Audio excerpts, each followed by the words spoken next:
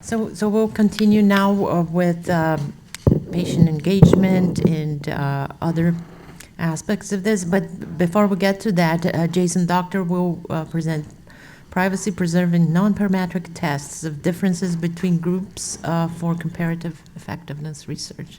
So.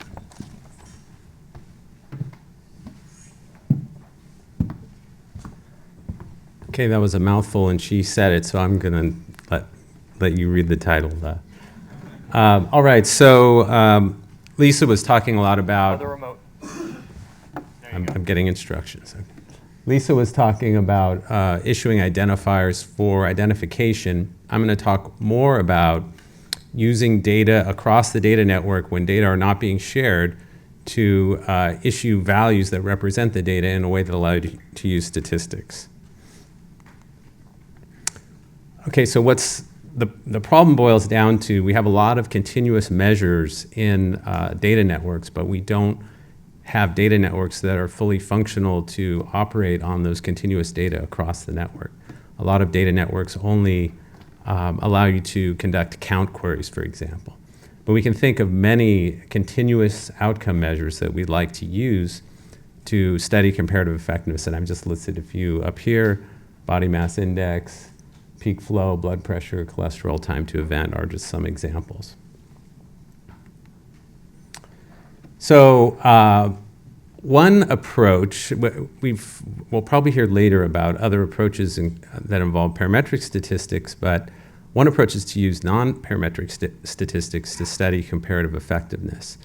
And these are desirable for a couple of reasons. One is they have very few assumptions, so they're very sturdy statistics. They don't break down on you. If your assumptions are so few that they're obviously met. The other is that they're very well suited for comparative effectiveness research because they're designed around comparing two or more groups. So it's very easy to run a nonparametric test to see if group A performs better than group B. If you think about a nonparametric test, what is it?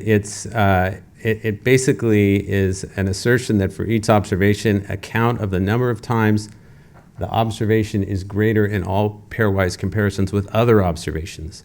What I'm going to talk about is going in reverse. We have a data network that allows you to do counts. So instead of making pairwise comparisons and counting, we're going to start with counts and go backwards. So what we'd like to do is rank a list of observations, and if the rule that we're going to go by is that if we can establish an order among all the observations, we have different clinical sites, they're not sharing data, some are sharing, some are not, or none are sharing data.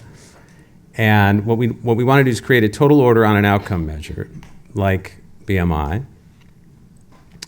And that means that we know how each piece of data relates to every other piece of data so we can run statistics on it. So I'm going to talk about partitioning the data in a particular way called alternative partitioning. And I'm going to consider cases where site A is willing to share with B, but B is not willing to share with A, or cases where neither will share with each other. So that's called asymmetric sharing, the first case. So the general method that you go about to do this would be to create, to use some of the sorting techniques that were developed in computer science and modify them so that they'd work on a data network. And so these are things like creating slots, one for each observation, and then you have an unordered list, and you give a position to each slot, and your position is incorrect, but you're going to start there. And then you're going to count observations relative to pivots. Pivots are queries that you then reorder the slots to the left and right of the pivot. And then you stop the sort when you have what's called an alternative partition, where each site partition is a neighbor to another site's partition who aren't sharing data, and then you're done. Because you don't need to know, once that's established, you don't need to know the order within a site. So just to give you a quick example, this is called two-party pivot and sort. So you have pivot sites. This is a case of asymmetric sharing where the red sites are willing to share their data. through queries, but the blue sites are not. And what you do is you start with this unsorted list, and you have the A's and the B's stand for who got what drug. Let's say we're comparing treatment A to treatment B. You start with an unsorted list, and then you start running queries around the pivots, and you identify how many counts are to the left and right of the pivot. If they don't match your unsorted list, you start moving things around. Eventually, you get a sorted list. You can do this for not just two parties, but you can do it for n parties. And when you do that, the first party has to be willing to share all their data with all the sites, the second party with everyone but one, the n-1 party with one site, and the last party doesn't have to share any data. What if people don't want to share information at all? Well, then you can do something similar to what I described before, and this is, we start with an unsorted list, then we create these dummy pivots, which aren't real data, and we start sorting around the dummy pivots for all sites, and that gives us sublists that we then have to sort using more dummy pivots, and that can be done using algorithms that are pretty straightforward for homing in on the best place to sort. And then you get your rank, and now you can compare treatment A to treatment B using nonparametric statistics. What if you don't even want to do that? Let's say that you're concerned that dummy pivots might reveal something about the proximity of some of your values to other values. If that's the case, then you can use other strategies in the encryption literature. So most of what I've been talking about relates to something called the Millionaires problem, or many of you are probably familiar with that. But it's this idea that if two millionaires want to know which is richer, but they don't want to disclose how much money they have, you can use encryption strategies to identify who's richer without sharing any information at all. You could use this pivoting all done through homomorphic encryption, or you can use some more recent procedures that are a little bit less computationally intensive, that involve encoding the numbers a particular way, and then creating certain types of hash functions that allow you to do this comparison, this Millionaires comparison, without using standard homomorphic encryption. And so this just shows an example of what that might look like. So this is an entity relationship diagram. So part of that process involves encoding. Let's say we wanted to rank people on HbA1c across the network, but we weren't sharing information. We would translate the HbA1c values into binary strings, and then we'd encode those through two types of encoding. One is called zero encoding, one is called one encoding, into sets of numbers. I'm not going to go into it, but once you have this information, you can now make comparisons without disclosing what numbers you're talking about.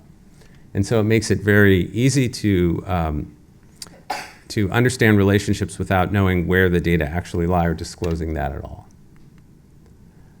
So some limitations of this approach: it can be computationally intensive. It's less intensive than standard sorting because you're working with partitions of the data.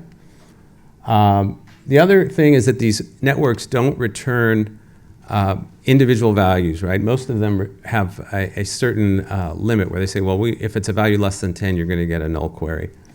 That means that you're not dealing with a total order, but you're dealing with a interval order. And there are statistical approaches, I've just listed one here, that allow you to deal with interval orders so you don't have to worry too much about that. So I guess in conclusion, it's possible to, through these sorting strategies, modified sorting strategies, to conduct comparative effectiveness studies on continuous outcomes using only counts. And potentially, you could also use these algorithms to keep track of individuals. I haven't discussed this, but you could use them to keep track of individuals in other types of non-sharing data analyses like vertical partitioning. So that's all I have.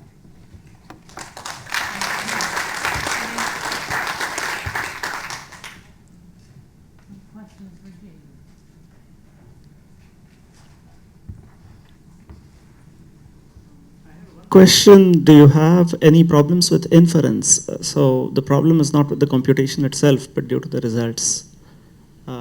In terms of the ordering, right? If I learn the ordering, it may be possible to learn information about the so-called gaps.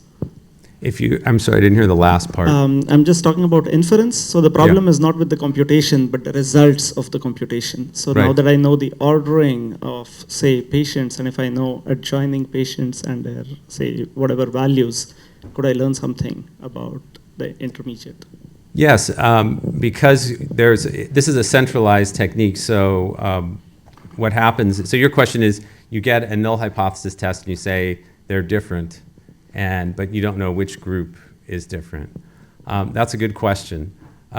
This is a centralized technique, so some central place is based on these queries are issuing quote tickets or whatever you'd like to call them to the different sites to say, here's your first lowest numbers and here are your other lowest numbers.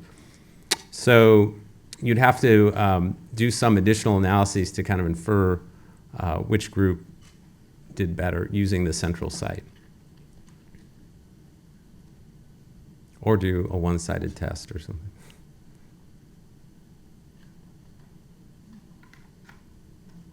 Okay, thanks.